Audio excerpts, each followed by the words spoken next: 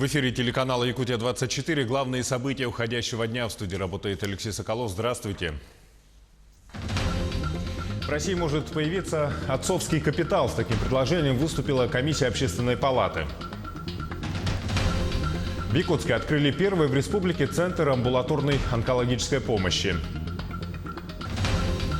Тарифы снижены. По направлениям из Ленска в Витины и Пеледу билеты для пассажиров стали дешевле. В Мирнинском районе готовится собрать первую икру маточного стада осетровых рыб. Игра «Министр». Стань участником ежегодной деловой игры. Для этого нужно подать заявку в электронном виде. Подъезды в Якутске украсят детскими рисунками. В столице стартовала акция «Детские ручки добрым людям».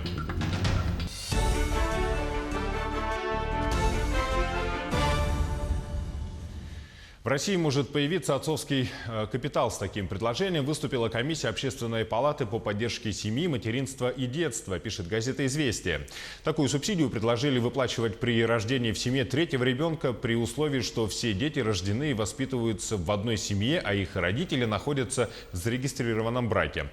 Эта выплата будет сопоставима с мат-капиталом, размер которого с 2017 года составляет 453 тысячи рублей.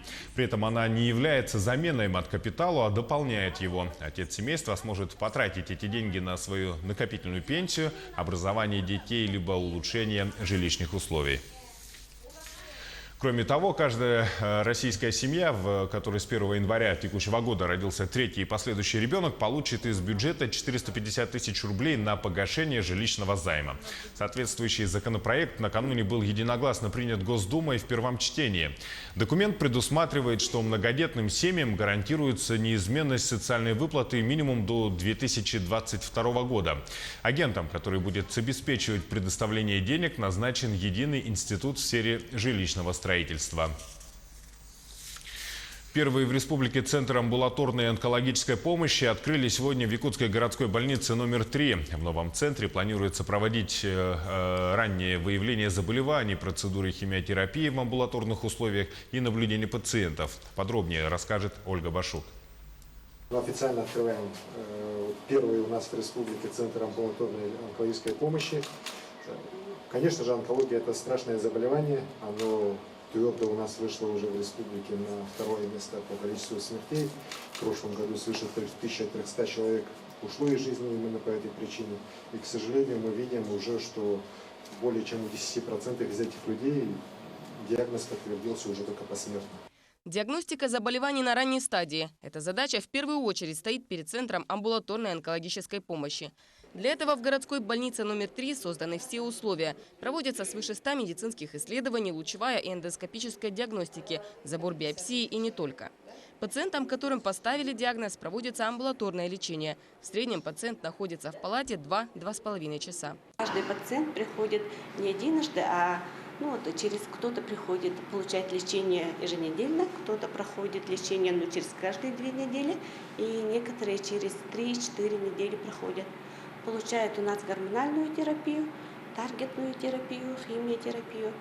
На практике центр начал работать еще в феврале. За консультацией врача-онколога сюда приходят до 30 человек в день.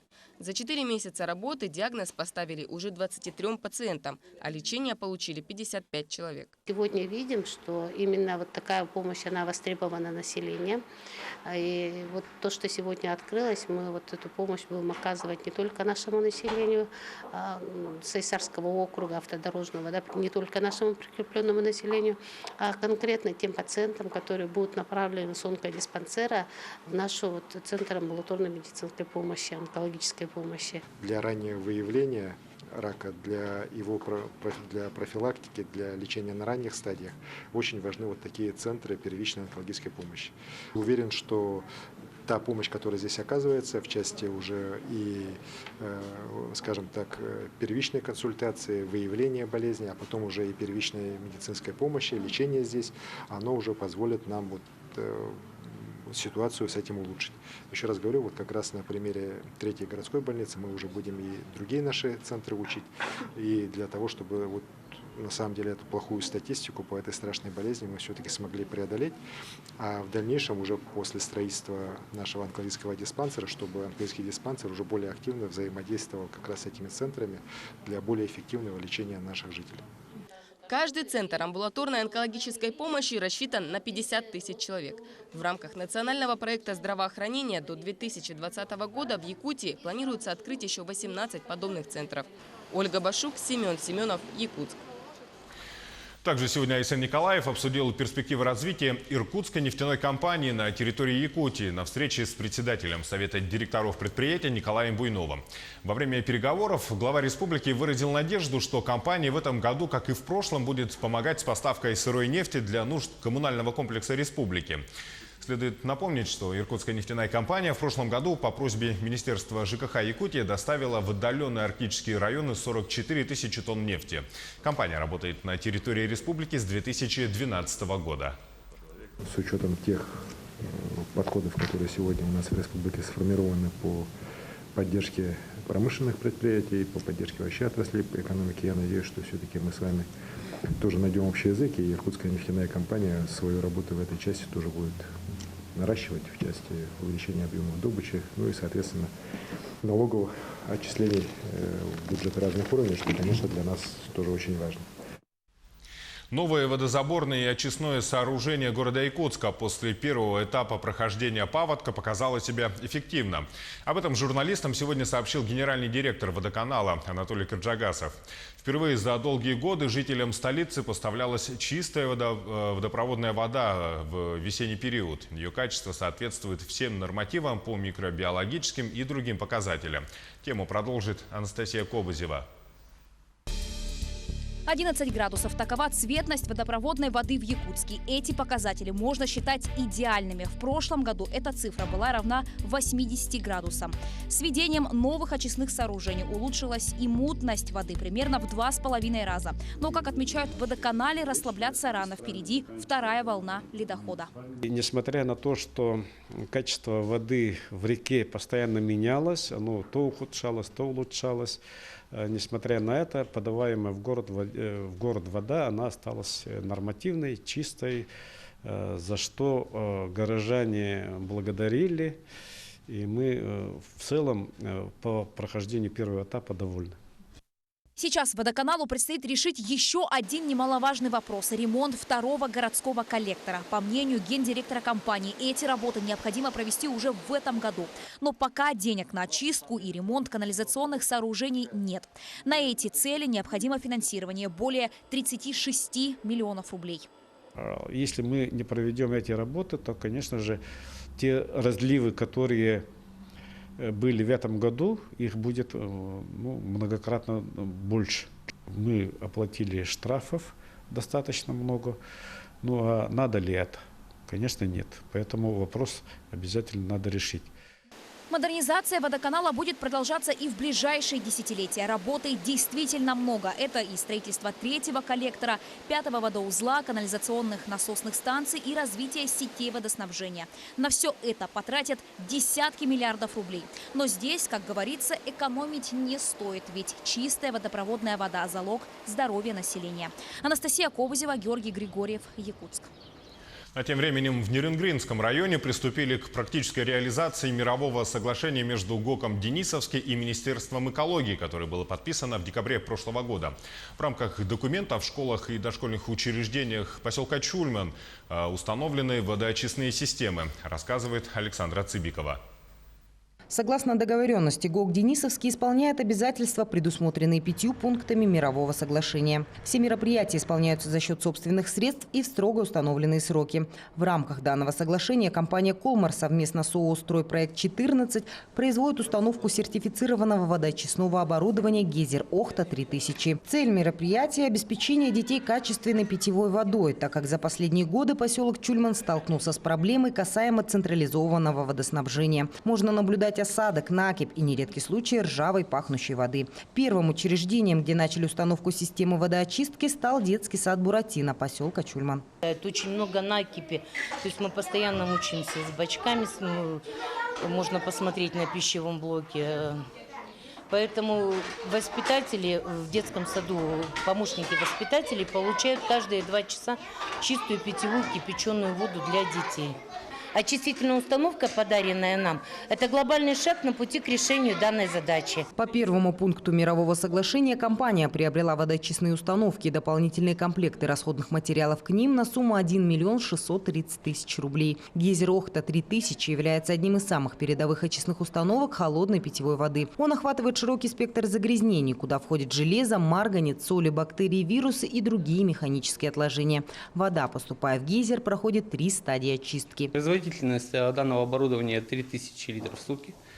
Вот. В зависимости от того, как меняется подача в меньшую сторону, значит, пора менять фильтра. Но это все указано в технические характеристики, паспорте, который будет приложен, и, соответственно, сотрудники, которые будут осуществлять, это будут проинструктированы.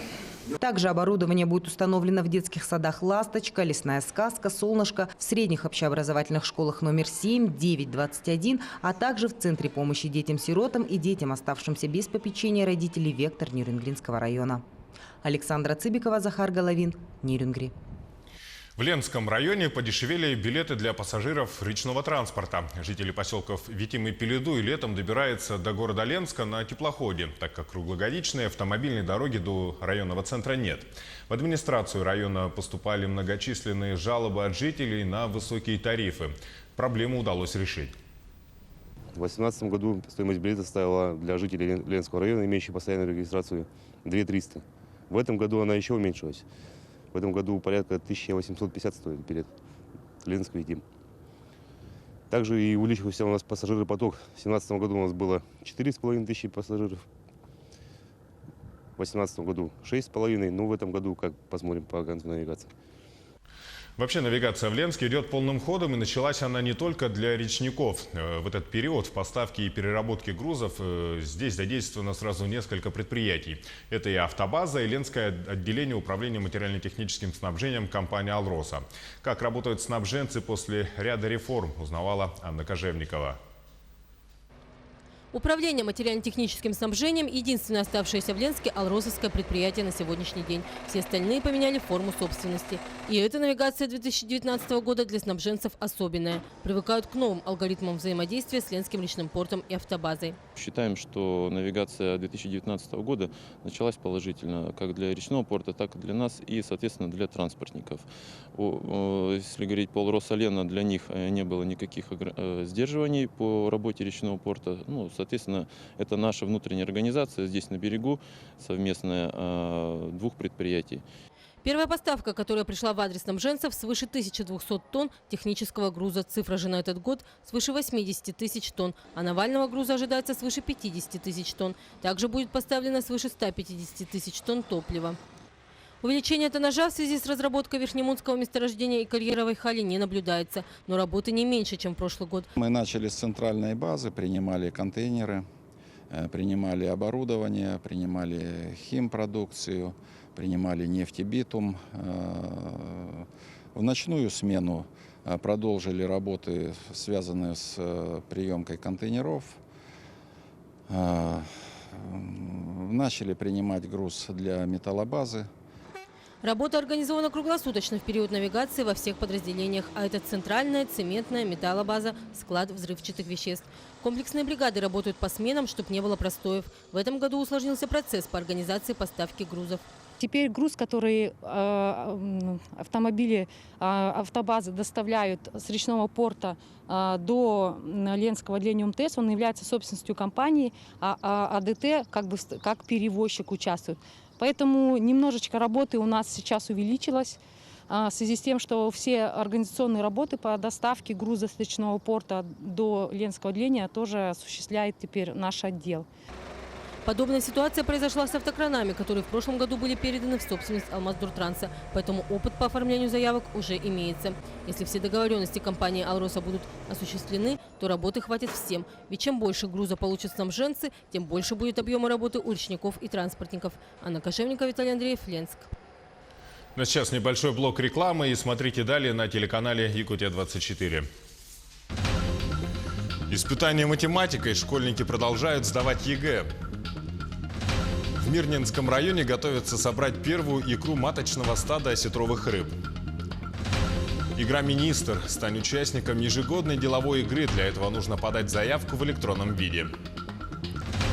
Подъезды в Якутске украсят детскими рисунками. В столице стартовала акция «Детские ручки добрым людям». В эфире «Якутия-24» и мы продолжаем наш выпуск. В Мирнинском районе сотрудники Чернышевского рыбного завода готовятся собрать первую икру с маточного стада осетровых рыб. О том, как прошла адаптация осетровых в единственном рыбном цехе Якутии, узнавала Марфирина Алексеева. В сентябре прошлого года в Чернышевском рыбном заводе открыли цех по выращиванию осетра. 28 диких особей сибирского осетра ленской популяции выловили в реке Лени Булунского улуса и доставили вертолетом в Мирнинский район. Свою первую зиму в неволе особи провели благополучно. Для того, чтобы узнать половую принадлежность, был закуплен специальный УЗИ-аппарат. В апреле была проведена вторая бонитировка. Выявили ориентировочно 11 самцов и 17 самок. По предварительным подсчетам, забор икры намечается на 20 июня. Промерили, размеры посмотрели, были введены чипы специальные. Теперь у каждого осетра свой чип стоит, свой номер. И в дальнейшем история каждого будет записываться уже в электронном виде, то есть будет определяться прирост веса, длины, какое количество икры давало, когда нерестилось, качество половых продуктов. Половина полученной икры пойдет на зарыбление реки Вилюй и среднего течения реки Лены. Остальное планируется оставить для товарного взращивания. Все зависит от того, сколько икры будет получено. При оптимальной температуре и кормлении осетры от малька до килограмма-полутора достигают в течение года. То есть если мы в этом году получаем оптимальное кормление, температура будут соблюдены, то на будущий год живые осетры уже, товарную рыбу можно будет продавать на продажу, то есть выводить. Помимо забот с осетринным цехом, традиционно идет активное зарыбление реки Вилюй. На днях выпустили более 2 миллионов мальков сибирской ряпушки. На данный момент к выпуску подращивают личинки пеледи. Марфирина Алексеева, Артем Алексеев, Мирнинский район.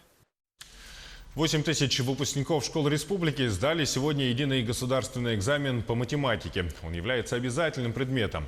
О готовности школьников и учителей. Репортаж Ульяны Шагиной. Как отмечают сами выпускники, математика для них является одним из самых сложных предметов. Готовились к ней многие за несколько лет до ЕГЭ. Готовились к нему все 11 лет. Подготовка сама себя покажет по оценке. Какие чувства? Я спокойный вообще. Я пришел... Посмотрел, да сдал. Да. Нет, но я спокоен. Это даст мне какую-то, фору, что ли это. Есть люди, которые умные, они много знают, но они волнуются, а у них ничего не получится. А я ничего не знаю, но я спокоен, я сдам. Готовилась, получается, в течение всего года. Сейчас чувствую себя спокойно, не волнуюсь. Экзамен же. На сколько процентов в 90. Экзамен по математике является обязательным предметом, впрочем, как и русский язык. Остальные дисциплины на выбор. Есть в этом году и некоторые изменения в правилах ЕГЭ. К примеру, экзаменационные задания распечатываются только в начале экзамена, после того, как вводится электронный ключ. Больших существенных изменений нет, если только сказать, что участник может выбрать математику либо в профильном уровне, либо в базовом.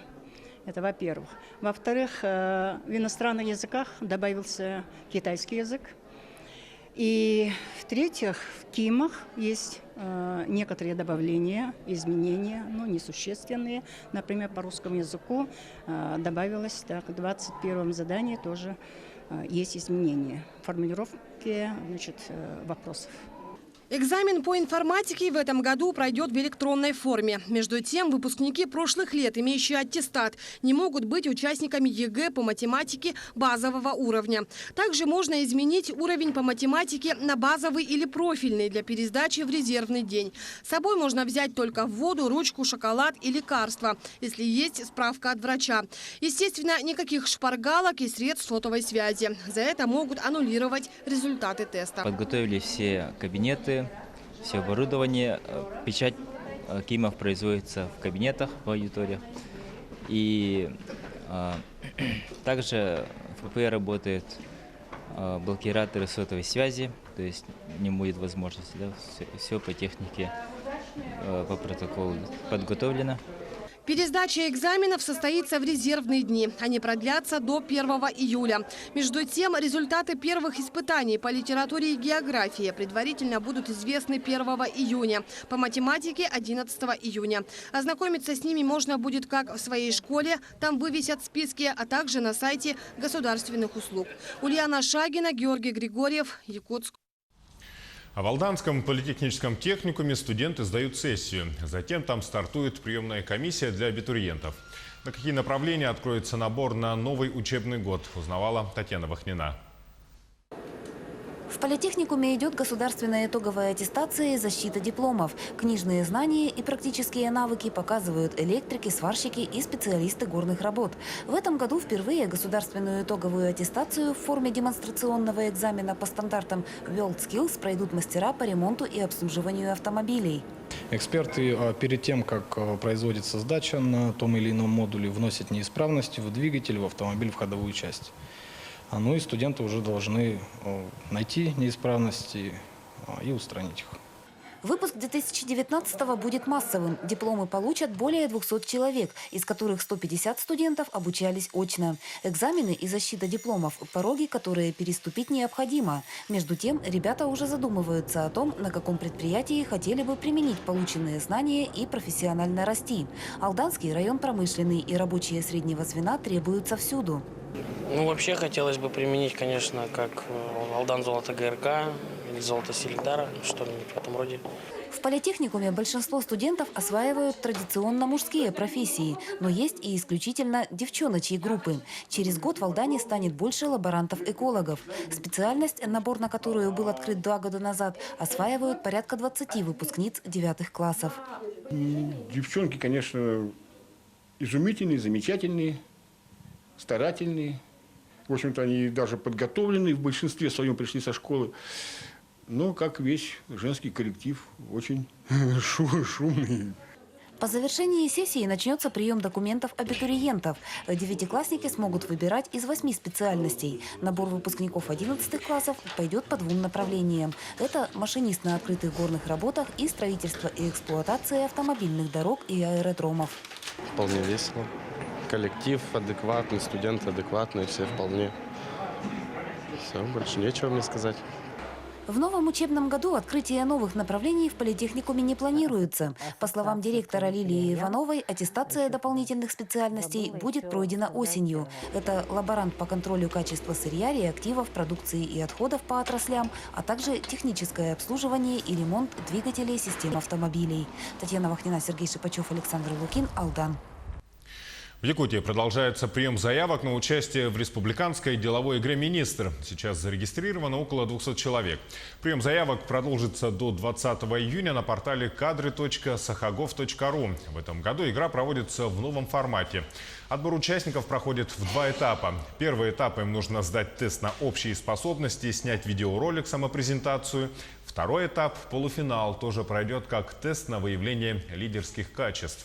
Далее финалисты будут участвовать в стратегической сессии. Еще одно изменение в том, что участники получат обратную связь со специалистами, то есть им укажут индивидуальные планы развития. В игре может участвовать любой желающий с 16 до 45 лет. В этом году у нас игра претерпела изменения. Если в предыдущих играх мы оценивали больше сам проект, разработанный командой, то в сегодняшней версии игры «Министр» мы будем оценивать именно индивидуальное лидерство, индивидуальное первенство. И, соответственно, те люди, которые пройдут все оценочные процедуры у нас, выйдут в финал, они войдут в стратегический и оперативный кадровый резерв Республики Саха-Якутия. Отныне в Якутске подъезды будут украшены детскими рисунками. Новая акция «Детские ручки добрым людям» стартовала в районе птицефабрики. По задумке организаторов, это будет своего рода эстафета между управляющими компаниями города, и через некоторое время все подъезды домов в столице должны быть облагорожены детскими рисунками. После птицефабрики акция будет продолжена уже в районе ДСК. Решили наш украсить микрорайон. сделать лучше все в подъездах. Каким образом это можно сделать? Понятно, что свою замечательную работу выполняет управляющая компания. Ну а что мы, жители, наши дети? Каким образом сможем помочь? И мы решили создать вот такой замечательный проект «Детские ручки добрым людям».